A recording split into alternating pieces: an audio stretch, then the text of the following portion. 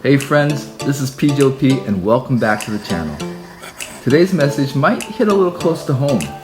It's not about adding more to your life, it's actually about subtracting.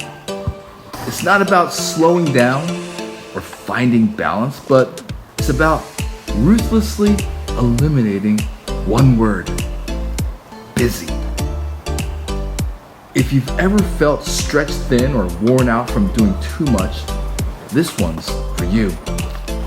And if you find yourself on a similar journey, trying to live with more intention, more faith, and a little less noise, go ahead and hit that like button and subscribe. I post reflections on life, faith, and identity, often from the saddle of my bike, so let's ride together, all right? Now, we live in a world addicted to busy. That's right, addicted. It's become somewhat of a badge of honor. How are you? Oh, busy. Strangely, somewhere along the way, we started confusing being busy with being important. We bought into the lie that if our schedules are full, our lives must be full too. But here's the truth. Being busy is not the same as being purposeful. In fact, busyness might be the single greatest threat to your soul today. Even for me, there was a season in my life when I wore busy like armor. My calendar was packed, meetings stacked, texts, calls, notifications, all demanding something from me. I thought I was being effective. I thought I was important. But the truth was, I was reaching to life, not living it. Then one day, something small but significant happened. I forgot something important, something that had real consequences. And it wasn't because I was lazy or careless, it was because my soul had no space left. You see, that was the wake-up call. It wasn't burnout, not yet, but I was on the fast track. And that's what I knew, something had to change. So I came across a book that changed me. The Ruthless Elimination of Hurry by John Mark Comer. It was based on a powerful quote by Dallas Willard. When asked what someone must do to grow spiritually, Willard said, "You must ruthlessly eliminate hurry from your life." Then he paused and added, "Hurry is the great enemy of spiritual life in our day." He didn't say sin. He didn't say temptation. He said hurry.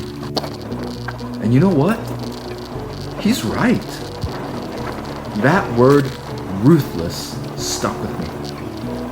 You can't negotiate with busy.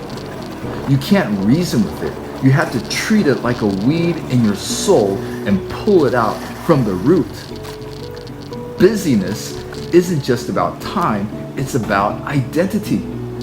It's not just a calendar problem, it's a soul problem. Even Jesus, God in the flesh, never hurried. Mark 1:35 tells us, very early in the morning, while it was still dark, Jesus got up, left the house, and went off to a solitary place where he prayed.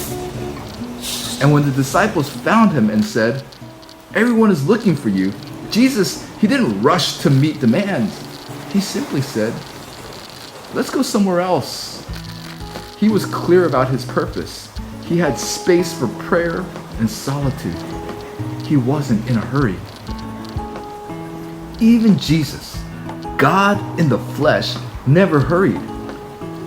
Mark 1:35 tells us, very early in the morning, while it was still dark, Jesus got up, left the house, and went off to a solitary place where he prayed. And when the disciples found him and said, "Everyone is looking for you," Jesus didn't rush to meet demands. He simply said, "Let's go somewhere else." He was clear about his purpose. He had space for prayer and solitude. He wasn't in a hurry.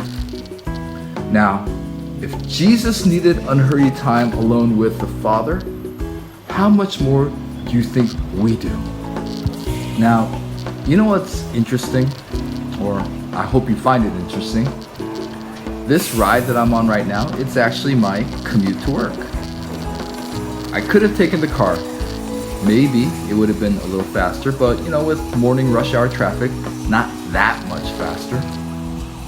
And yeah, I could have probably gone a little faster if I just stuck to the roads instead of using the sidewalks a lot.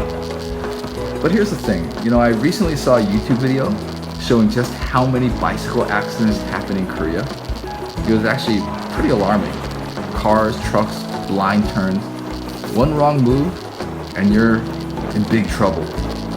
So even though it's not always ideal, I try to stay on the sidewalks as much as I can. Slower? Yes. Safer? Definitely. Because let's be honest, trying to go a little faster might just get you to heaven faster. And I'm not in a rush for that destination just yet.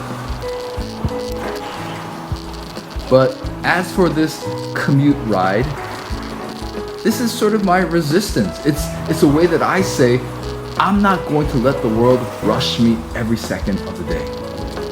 It's just me, the road, a few quiet thoughts, and God. And honestly, it's become one of the most sacred parts of my day. So here are 3 ways I've been learning to ruthlessly eliminate busy from my life. 1, say no to good things. Not everything that's good is yours to do.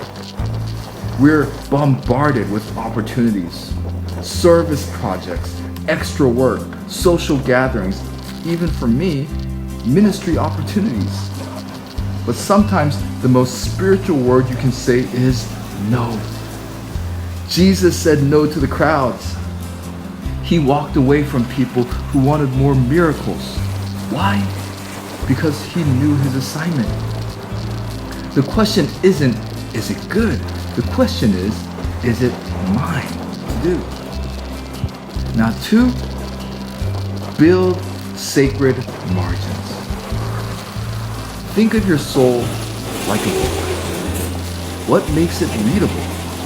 Not just the words, but also the margins. Busyness eliminates margins. And when there's no margin, everything feels like a crisis. Start building space into your days.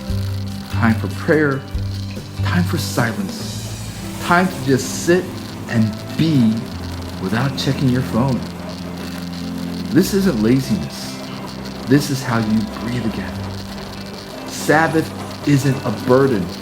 It's a gift. It's God's way of saying you are more than what you produce. And 3, live like you had nothing to prove. One of the deepest roots of busyness, it's insecurity. We hustle to prove our worth. We say yes to impress. We fill our calendars to feel important. But the truth is, you have nothing to prove to anyone. You are not your resume. You are not your schedule. You are not your followers, your productivity, or your accomplishments. You are God's beloved. Let that be enough. So consider this. What if you actually start to believe that? What if your life didn't need to feel like a race every day? What if you stopped glorifying busy and started honoring rest? The world won't applaud it, but your soul will thank you. And God will meet you there. I'll be honest, I still struggle with this. I still say yes too quickly. I still pack my days too full. I still fall into the trap of tying my value to my output. But here's what I'm learning.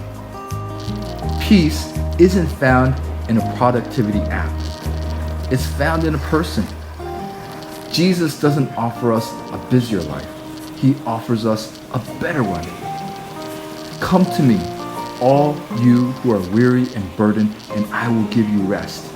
Matthew 11:28. Friends, this is your invitation, not just to slow down, but to reclaim your life. So if this message spoke to something inside you today, I'd love to hear your story in the comments. And if you want to keep riding together on this journey of life, faith, and identity, hit like, subscribe, and share this with someone who needs to breathe again. This is PJOP. Thanks for slowing down with me today, and I'll see you guys on the next ride.